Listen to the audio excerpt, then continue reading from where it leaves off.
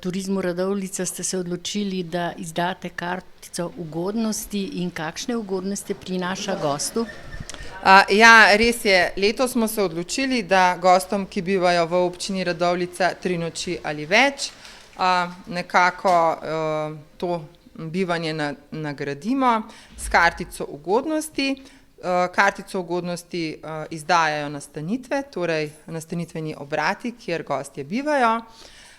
S to kartico pa imajo gostje brezplačen vstop na naš hop-on, hop-off avtobus. Potem deležni so tudi brezplačnih vstopnin v lectarski delavnici, mestnem muzeju, Šivčevi hiši in pa tudi številnih brezplačnih vodenj, ki jih pripravljamo v tej poletni sezoni, ne samo v Radovljici, ampak tudi v Kropi, v Begunjah, na gradu Kamen in tudi v drugih krajih. Zakaj smo se odločili za to kartico? Ker je to skupen projekt Julijskih Alp, te regije, in nekako nam je cilj, da bi v roku mogoče 5 let res spodbudili to mobilnost v tej regiji in vse naše obiskovalce usmerjali v trajnostne oblike transporta, torej predvsem javni transport.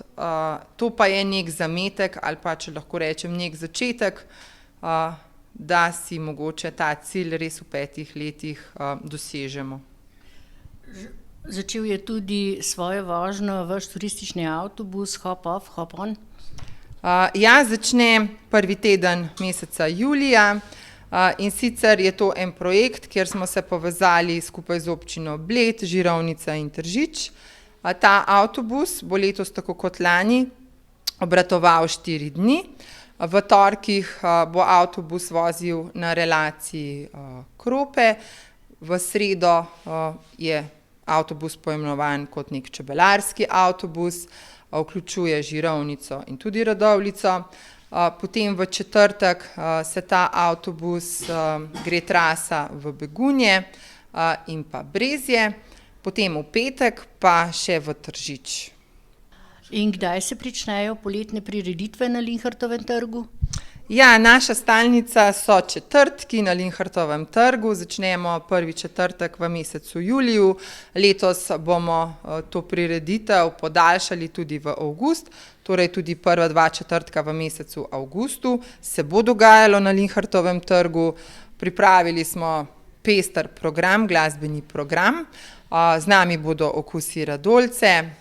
In ta prijeten ambient, sem prepričana, da bo privabil številne obiskovalce v naše mesto in tudi turiste.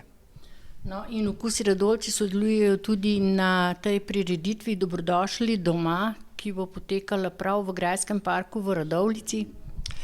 Ja, res je. V bistvu nekako smo partnerji pri vseh naših projektih in tudi prireditvah z Okusi Radovljice. In vedno, ko se pač odločamo za organizacijo dogodka oziroma kjer smo soorganizatorji, potem seveda povabimo tudi okuse. Ljudje to res odlično sprejemajo in se mi zdi, da smo ena taka dobra druščina.